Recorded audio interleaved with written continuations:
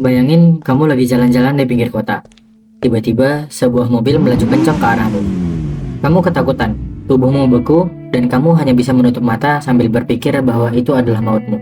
Tapi aneh, tidak ada benturan, tidak ada rasa sakit, tidak ada suara jeritan ataupun klakson. Semuanya hening. Kamu membuka mata secara perlahan, dan kamu terkejut melihat apa yang terjadi. Mobil itu berhenti, tepat di depanmu, hanya beberapa sentimeter saja dari tubuhmu. Tapi bukan karena sopirnya ngerem, rodanya juga tidak menyentuh aspal, dan pengemudinya membeku dengan wajah panik. Semua orang membeku, anak-anak di trotoar juga tak bergerak. Seekor burung melayang di udara, tapi tidak mengepakkan sayapnya. Waktu berhenti, tapi kamu bisa bergerak. Awalnya kamu panik, lalu bingung, lalu penasaran.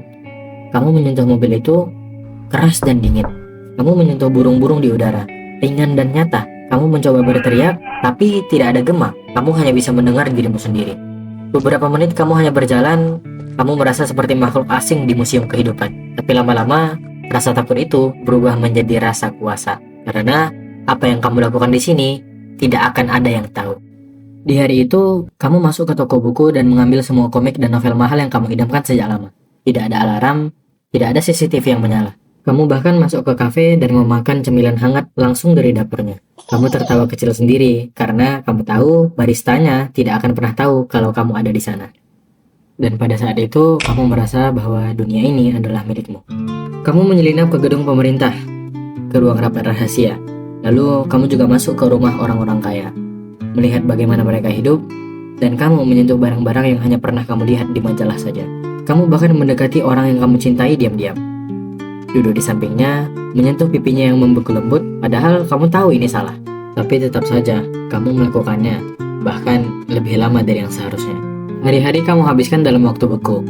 Kamu tertawa, kamu membuat iseng, menggambar di wajah orang, menukar posisi mereka, bahkan kamu mulai mencari uang. Awalnya recehan, lalu dompet, lalu berangkas. Kamu membuat orang-orang yang pernah menyakitimu jatuh terjungkal saat waktu kembali berjalan. Tidak ada yang tahu bagaimana bisa.